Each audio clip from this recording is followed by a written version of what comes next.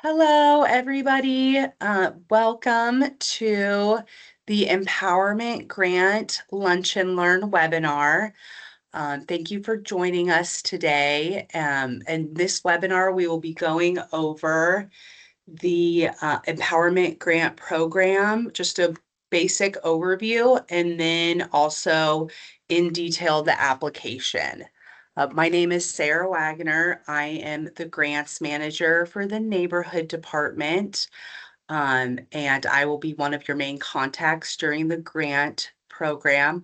We have a couple other city staff on the line. If you guys want to go ahead and introduce yourselves, and you can go by one by one. Do you want to go ahead and start, Tamara?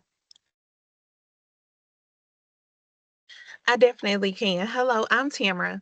I'm a grants and contract manager, and I will also be one of your main contacts for this particular grant.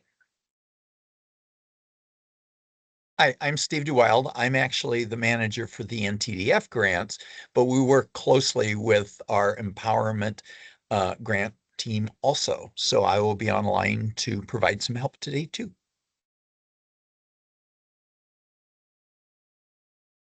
Monica, you want to go ahead? Oops, sorry. Yes, so my name is Monica Castro. I'm the Community Engagement Coordinator for the Neighborhoods Department.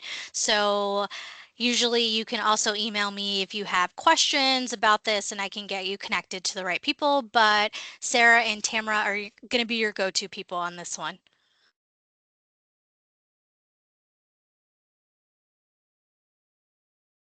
And David, did you want to introduce yourself?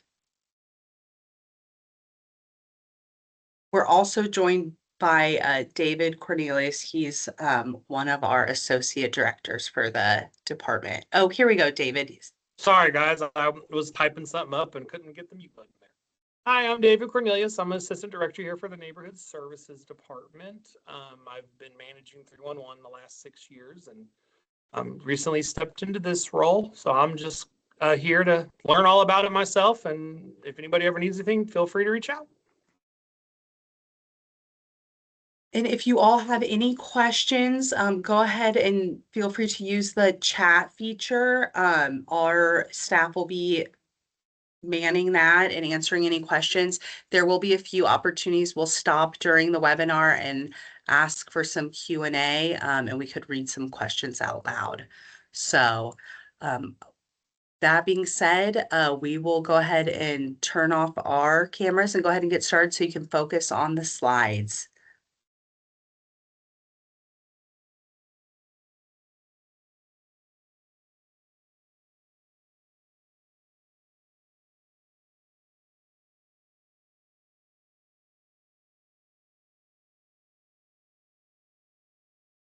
Oh, sorry, just 1 minute. My screen share is not. But here we go. I think I have it.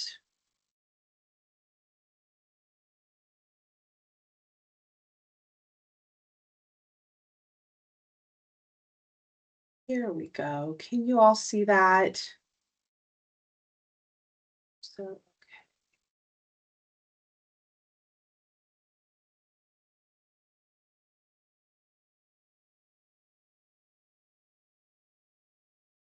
here, let me get the bigger one for you guys. Sorry about that.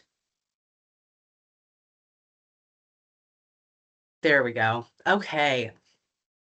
So welcome. Thank you for being here. And again, as you have questions, just go ahead and put them in the chat.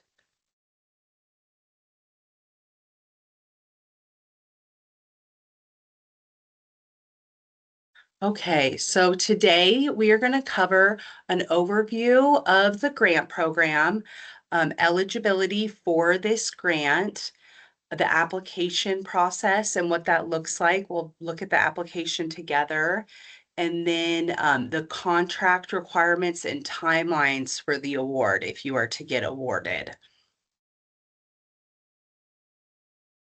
So what is the Neighborhood Empowerment Grant Program?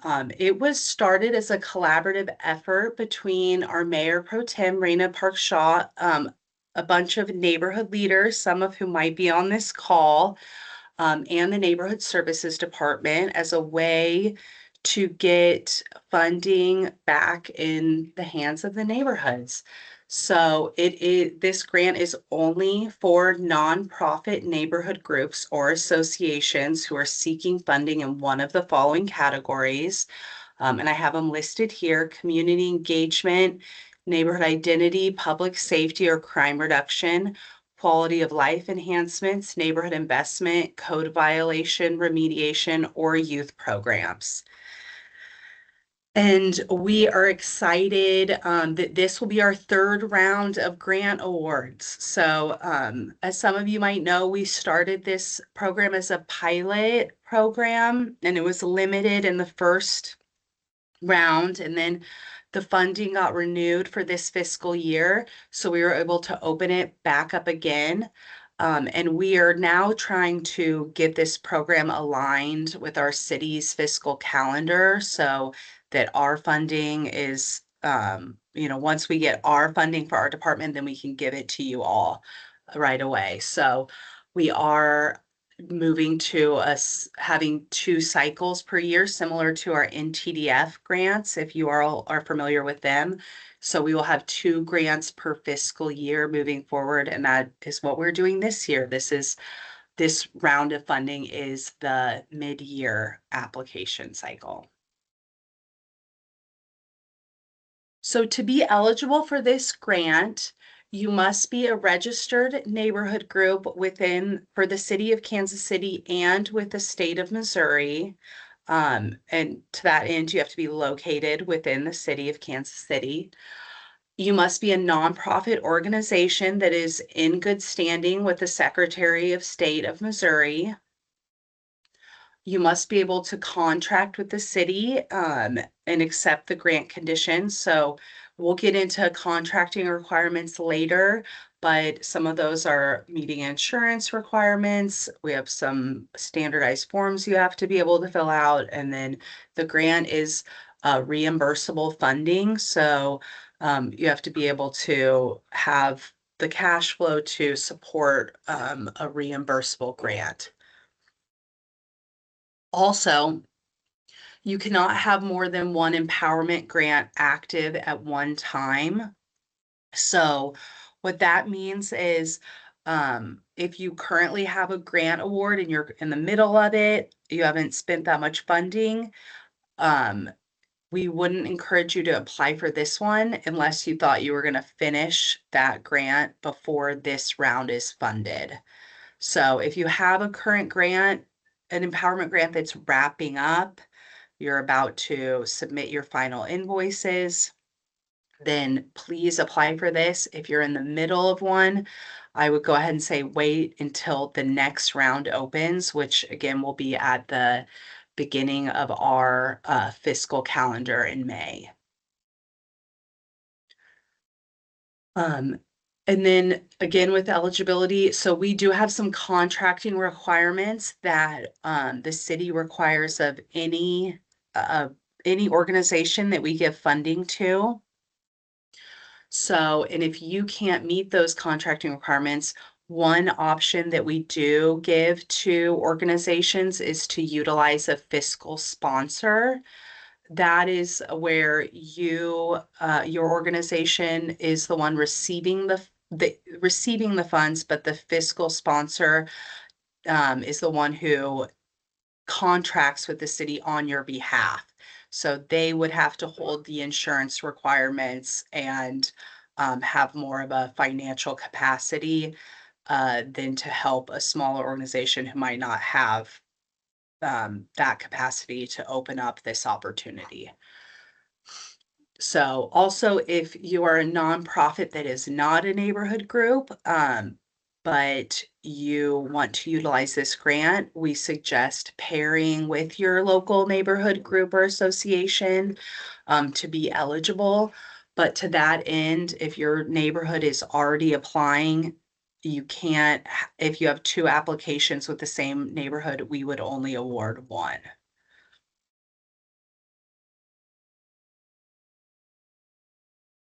So the application can be found online. It's all over our website.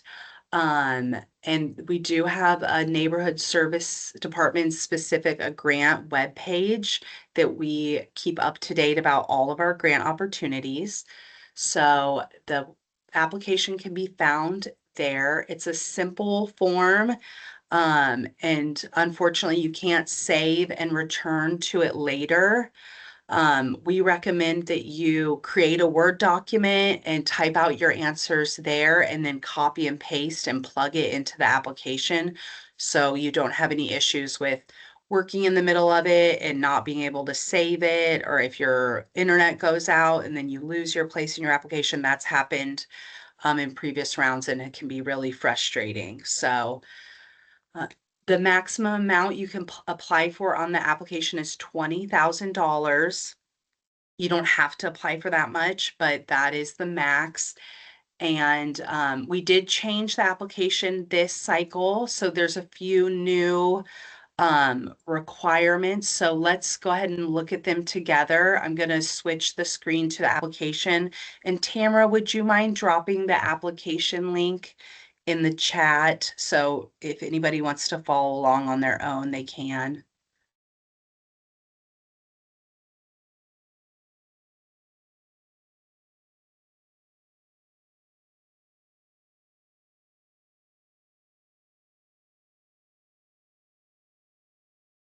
Okay, so here is the application. Some of you might have already looked at this, so I apologize if it's a repeat, but we just want to make sure that everybody can go through it together. So we do have just some basic information here about the purpose, the eligibility, and then we go into just your basic contact information. We ask if you're registered with the city, how much funding you're requesting. So the amount here on the funding that you're requesting should match the budget that you submit for this grant application. So make sure that those numbers match. We ask about the boundaries. If you receive any other city funding, this is something that won't be, it's not a plus or minus on our review. We just want to know if you're familiar with doing business with the city, and if you've gone through our processes before. So a little bit about what your neighborhood is doing, and then we get into the meat of the application. So here we go. We want you to describe your project, including a scope of work, what you're going to use the funding for. How are you going to plan to involve as many neighbors as possible? And how you will measure the success and track outcomes throughout the grant period. We are asking that you provide a timeline for your grant project, a detailed budget, and then here's some new fields that we added this year. We would like to see your board of directors or leadership team or any other governing bodies for your organization. And also we asked you to provide your organization's certificate of good standing. And that's just so that we can make sure that you are able to contract with the city. And that is about it. It's pretty simple, pretty easy. Again, though, this isn't savable. You just submit it at the end when you've signed and checked. So please utilize some Word document or other format to type up your answers so that you can just copy and paste them right in here.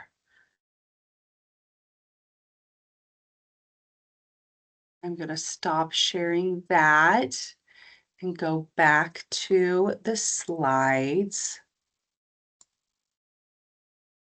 Okay, and we're gonna, that was a lot of information, so we're gonna stop for a quick Q&A. If there are any questions, continue to use the chat, Tamara or Steve? Is there anything popping up that we need to address? So far, everything has been addressed in chat. There's Okay. one question that says, what is considered a registered neighborhood group?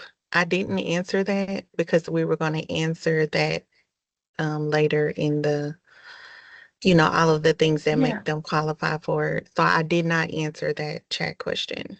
That is a great question. So we have a platform in which you can register your neighborhood. It's called Neighborhood Direct. And that is our method of checking to see if you're a registered neighborhood group with the city. So if you are not, I would encourage you to do that before you apply. It does not take very long at all. And it's just a way of knowing so we can see that you're registered, see that you have a board of directors and regular meetings, all the things that are required of a neighborhood group. I just wanted to point out, I did put the link to Neighborhood Direct in the chat. And if you are already registered on there, I wanted to also just let you know that if you have outdated information, this could be an opportunity for you to update your information. That way, if you do get a grant, we can always contact you with the correct email. So just letting you know again, I did put a link to Neighborhood Direct in the chat. Thank you, Monica. Okay, we just got a lot of questions in the chat. Give me just a second. Okay, yeah, let's answer a couple of those. We are going to get into the requirements, contract requirements and timeline. So if any questions are related to that, we might answer those in the webinar. Okay. So one is just saying reimbursable funds. Is it all reimbursable or do you get any of the funds in the beginning? I answered that in the chat. But the grant is reimbursable. I just wanted to be specific that we will give you half in advance in the beginning, but after that advancement is spent, the rest is then reimbursable. Like we won't advance you the other half because that's one of the things that we have a lot of confusion about in the current grants. So I just wanted to bring that to the forefront. And then it says, what does it mean to contract with the city? We are an HOA, 501c4. So the 501c4, I do believe, is still a nonprofit status, which is what we would need. So I'll get into the contracting requirements, and then if you have any lingering questions after that, there'll be another opportunity for Q&A. So let's go ahead and get into the next part, and that might clear up some of the questions. Okay, that So, works. um, to so to enter a contract with the city, our procurement department, who oversees all of our contracts, does require that you have a certificate of good standing from the Missouri Secretary of State office. You have to have a certificate of insurance, which shows us that you have a liability insurance. If something were to go wrong, worst case scenario, during a grant funded activity, or even for your neighborhood group in any of your activities, it's a good idea to have liability insurance to cover your organization, and protect you from any incidents. And then we also do require a W-9. If your award is over $5,000, we require a couple other documents, an E-Verify MOU, which you can obtain from the E-Verify website. And then with that goes affidavit for E-Verify. Those are letting the city know that if you have employees or if you were to hire employees, that you would make sure that they were legally able to work in the United States. So, and those documents are just what our city requires to enter a contract to be able to pay you for services, is what our procurement department looks at these grants as. So we're paying you for a service that you conduct for our residents. And so we have to enter that contract, we have to have these documents. And Tamara has a couple of those documents, an example of the certificate of good standing. And Tamara, I'm going to stop sharing my screen. If you could share yours so you could show everybody what that looks like.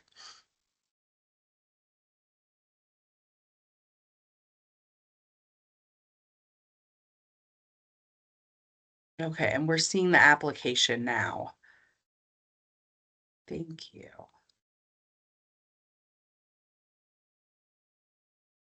So this is an example of our liability insurance. So, or of an organization's liability insurance, what we require. In here, and that, and I have a slide that, tells you everything. We do require the city to be additionally insured, and we do require a $2 million, aggregate amount for liability insurance, along with a couple other vehicle and workman's comp if you have a threshold of employees. So insurance is one thing that has been a barrier for some of our awardees. If they don't have insurance set up, they need to do that. It does have an additional cost. And what we would really do is just encourage you to write the cost of that insurance into the grant application so that the grant can cover that, so it won't cost you all anything out of pocket. Tamara, would you mind going to the certificate of good standing, please? Thank you. So this is what the certificate of good standing looks like. It is a document from the state of Missouri's, the Secretary of State. And this is a document saying that your business is in good standing, that you've filed your taxes, filed, everything that you need to get this document, and it shows us that you are in good standing to do business with the city. So this has your organization name and registration number, and then we do require a new certificate every 2 years. So the date on that would have to be within a 2-year time frame. So thank you. Okay, I'll go ahead and share my screen again. Okay, so here we get into the nuts and bolts of the certificate of insurance. What we require: commercial general liability, with $1 million per occurrence and 2 million aggregate, workman's comp insurance, and commercial automobile liability insurance. So those are required if you have vehicles or if you have 5 or more paid payroll W-2 employees. So, and then the city must be listed as additional insured. So, and the reason, at this stage with the application, you don't have to have insurance to apply, but we're letting you know this is, if you get awarded, this is something that you will need, and it is something that causes a holdup with a lot of our grantees. So we're just giving you the information now so you can make a decision if it's best for your organization to apply. For our timeline for this cycle of awards, we will be announcing awards in early February, and we will be contracting on these awards until we'll have a due date at the end of March. That'll be our final cutoff to start contracts. As we talked a little bit about before, we do allow for an advance payment that can be up to 50% of the award. And so with our advance payment, let's say you applied for $20,000 and you asked for an advance, we gave you $10,000. So that $10,000 will be made as a one lump sum payment, but it is still, we still need to account for that $10,000 spent. So we will ask you to document receipts, and any invoices you pay, any activity and funds that you spend with the grant. And then you will need to submit all of that amount up to the $10,000, then to kind of open up the rest of the funding. So once you spend the advance, you can access the rest of your award. But after that part, then it will become reimbursable. So let's say you spent $10,000, submitted all those receipts, and then you're wanting to hold a neighborhood meeting or you want to buy pizza for dinner. You will have to pay for that pizza out of your own funding and then submit the receipts to us, and then we will reimburse you.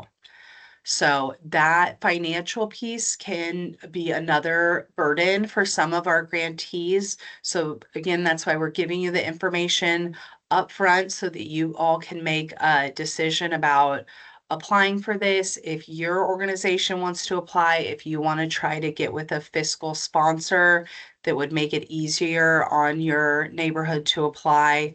Um, and if you have any questions about that, please reach out to us for any of the requirements.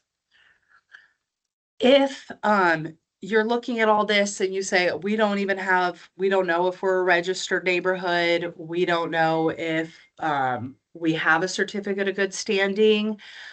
The good news is we are going to be opening another round of funding this spring. So if you are thinking that maybe you want to take advantage of this funding, but you need to get some business paperwork in order, take the time to do that, and you can always apply for our next round.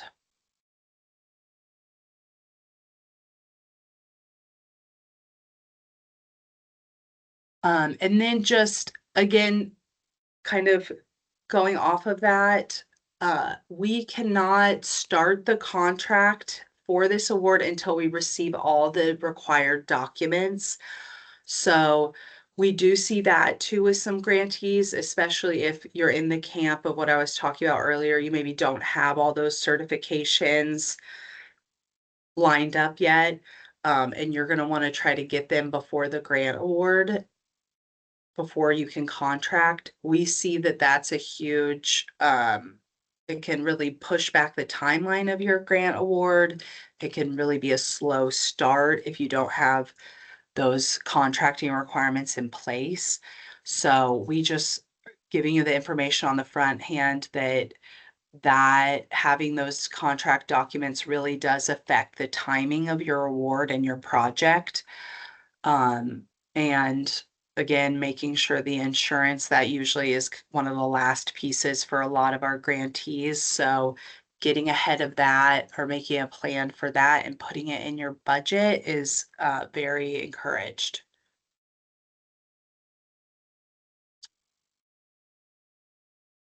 Any other questions that we want to share about the requirements and the timeline?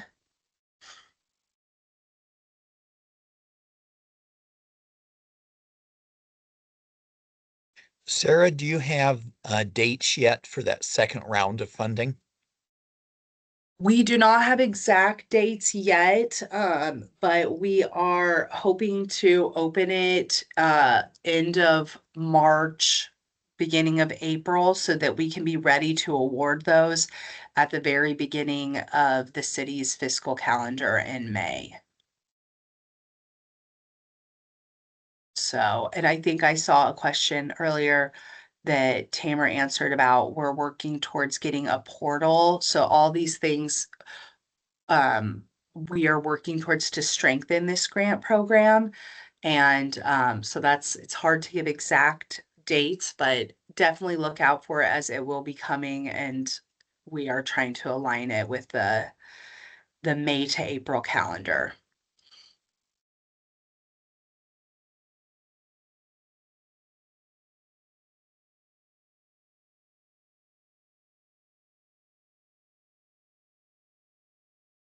Another thing that I wanted to share too is that if you are awarded, we will have another training. So we shared a little bit about the contracting process today, but if you do get a empowerment award, we will go through that contracting process in great detail, show you examples of all the forms.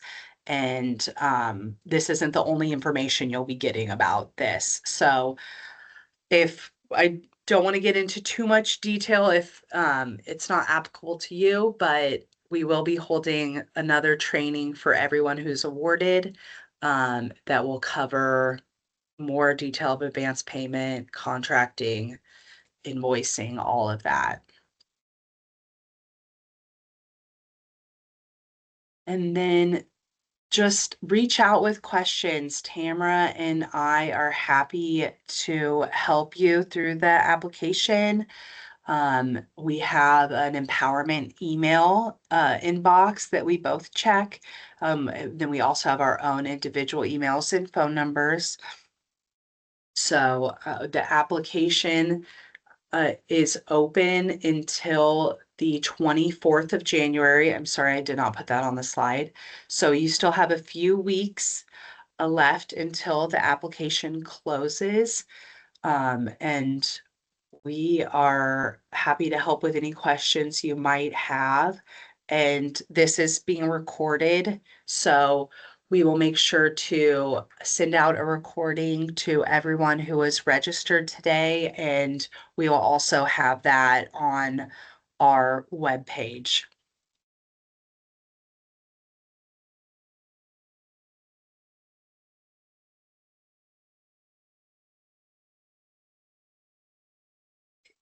If there aren't any other questions, that is all we have for you today. So thank you so much for joining us, and we will look forward to all of your applications and working with you on the empowerment grant. I am seeing a question from Jay McGee, still not clear on what is defined as a neighborhood group. So a neighborhood group is a registered neighborhood group or association with the city of Kansas City.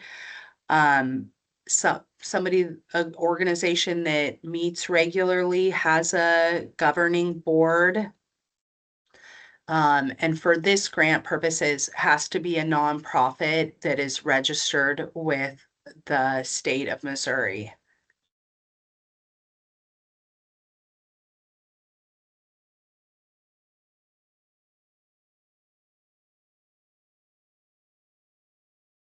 And I'm seeing a question from Linda for project examples. So if you're thinking of a project, one thing that might help is our different categories that uh, the funding allows for. So community engagement, neighborhood identity, public safety and crime reduction, quality of life enhancements, neighborhood investment, code violation remediation, or youth programs. And we've had some grantees, we've had people use it for a variety of things, anything from minor home repair, youth programming, supporting different meetings and events in the neighborhood, improvements to your physical meeting location.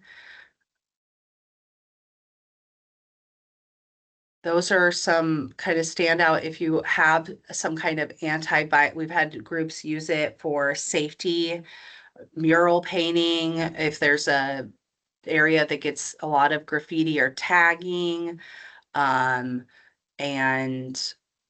or any kind of anti-violence safety, crime reduction. We had somebody install a bunch of like ring cameras or work with the Public Works Department to install those big safety cameras that are on busy intersections. So really, I would say look at the needs of your neighborhood, what's missing, what's going unfunded, and what could your neighborhood really benefit from in a year's time.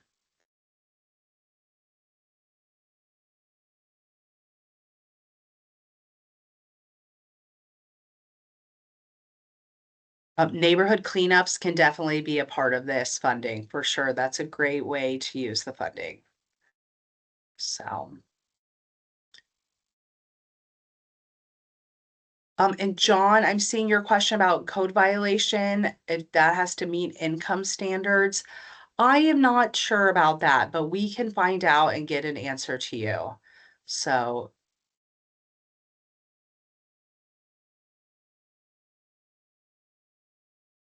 okay.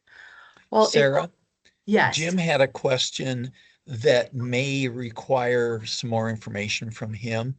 It said, can a group that is not a neighborhood association or HOA qualify? Yeah, I was just answering that. I was You just were, writing it, but go ahead, Sarah. So if you wanted to apply, you would have to be connected with a neighborhood association or HOA to apply with you. It would have to be a collaborative application.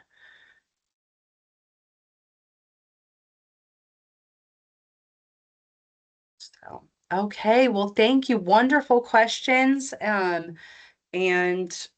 again, here, I'll put our email information back on the screen. Please reach out to us with any other questions, and we are happy to even jump on a one-on-one call or phone call with you all if you want to really talk about this and if your project or if your group would qualify. So thank you all so much and have a great rest of your day.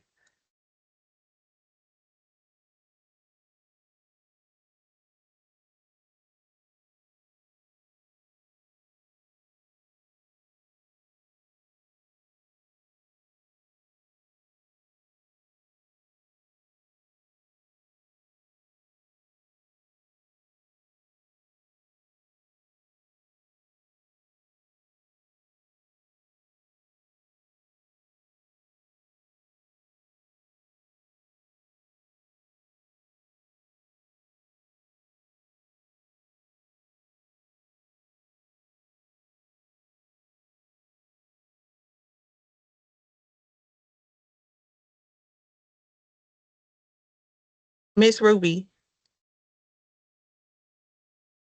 She just went off.